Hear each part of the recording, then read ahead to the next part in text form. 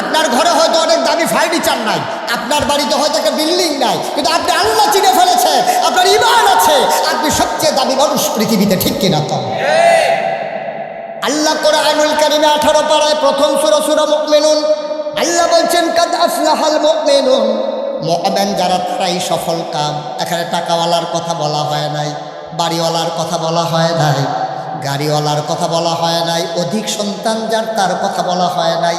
আল্লাহ বলছেন সফল কাম ওরা যারা ঈমানওয়ালা। বলেন সুবহানাল্লাহ। ঈমানের বড় দাম। আমরা যারা ঈমানদার আমাদের জন্য হচ্ছে যে সফল কাম আমরা যারা ঈমান। আল্লাহ বলছেন কোন ঈমানদার আল্লাযীনা হুম ফী সালাতিহিম খাশিউন, ওই ঈমানদার যে নামাজের ভিতরে ভীত সন্ত্রস্ত ভয়ে কম্পমান। আজকে আমি বেনামাজির জন্য ওয়াজ করব না, বেরোজগারের জন্য ওয়াজ করব না। আজকে আমি ওয়াজ করতে যাই যারা কষ্ট করে নামাজ পড়ে, যারা কষ্ট করে দীর্ঘ 1 মাস রোজা রেখেছে তাদের জন্য ওয়াজ।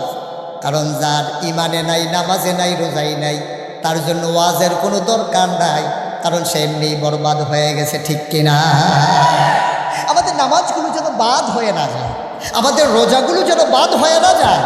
যেভাবে আল্লাহ রাসূল বলেছিলেন মান সামা রমাদান ঈমানান ওয়া ইহতিসাবান গফিরা লাহু মা তাকাদ্দামা মিন যামবি, রমজানের রোজাগুলা রাখলে যে যার জীবনের সমস্ত গুনাহগুলা মাফ হয়ে যাবে।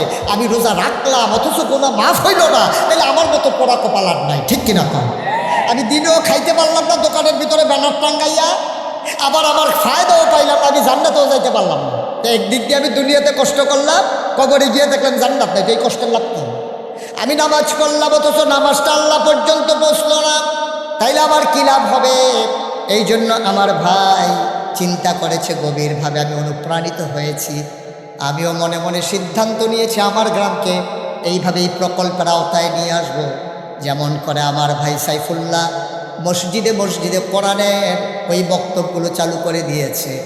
নামাজ হওয়ার জন্য অন্যতম শর্ত হইল কেরাত জানা, কেরাত সহি হওয়া, ঠিক কিনা? কিন্তু কেরাতে তো নাই, মক্তবে তো নাই, তাহলে আপনি পড়বেন কেন? বলছিলাম না আমার ছেলেরা টুইঙ্কেল টুইঙ্কেল শিখে আউযুবিল্লাহ বিসমিল্লাহ পড়া কপাল, মুসলমানের পড়া কপাল। তাইলে 1 নম্বরে আল্লাহ মহামূল্যবান আকল দিলেন, 2 নম্বরে দিলেন কোরআনুল কারীম। সুবহানাল্লাহ বলবেন না? হুদাল্লিল মুত্তাকিন, এই কোরআন হচ্ছে সেই কিতাব যা মানুষের জন্য হেদায়েত। এই কোরআন 2 নম্বরে দিলেন। লম্বা সময় আমি আটকে রাখবো না। 3 নম্বরে মহামূল্যবান যে জিনিসটা দিয়েছেন তিনি হচ্ছেন নবী মুহাম্মদুর রাসূলুল্লাহ সাল্লাল্লাহু আলাইহি ওয়াসাল্লাম। আপনি কোরআন বুঝবেন না, কোরআন আপনি মেনে মেনে চলতে পারবেন না যদি নবীজি আমাদের কাছে আল্লাহ না পাঠাইতেন। যেখানে আল্লাহ বলছেন আকিমুস সালাহ ইন্নাস সালাতা তানহা আনিল ফাহশাই ওয়াল মুনকার, তোমরা নামাজ কায়েম করো, নামাজ তোমাদেরকে মন্দ কাজ খারাপ কাজ থেকে ফিরাই রাখবে।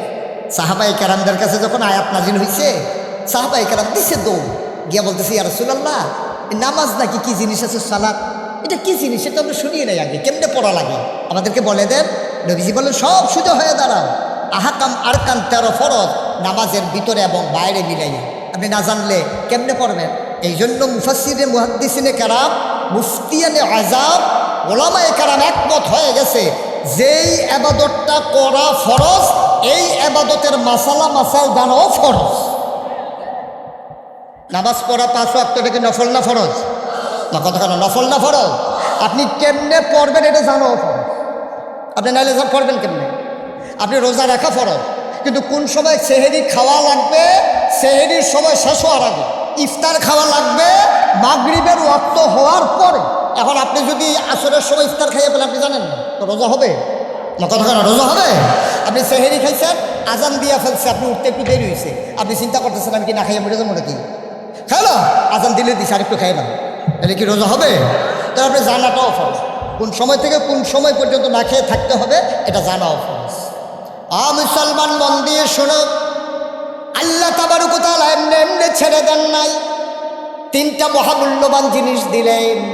1 নম্বরে দিলেন আকল, 2 নম্বরে দিলেন কোরআন, 3 নম্বরে নবী মুহাম্মদুর রাসূলুল্লাহ সাল্লাল্লাহু আলাইহি ওয়াসাল্লাম।